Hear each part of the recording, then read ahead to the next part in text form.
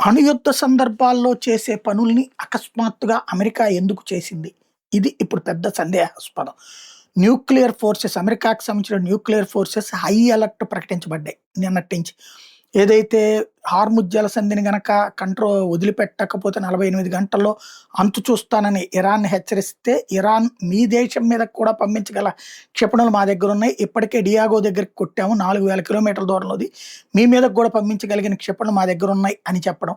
అణ్వాయుధాలను మోసుకెళ్ళగలిగిన క్షిపణులు కూడా మా దగ్గరున్నాయని చెప్పినటువంటి నేపథ్యంలో nuclear war command and control plan రంగంలోకి దించేశారు.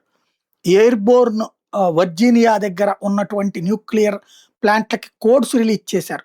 సబ్మెర్జ్డ్ న్యూక్లియర్ ఆర్మ్డ్ సబ్స్‌నన్నిటిని కూడా అలర్ట్ చేసుకొచ్చారు.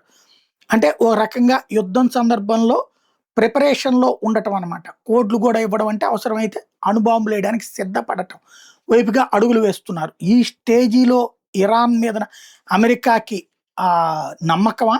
లేపోతే భయమా అన్నది చూడాల్సుంది.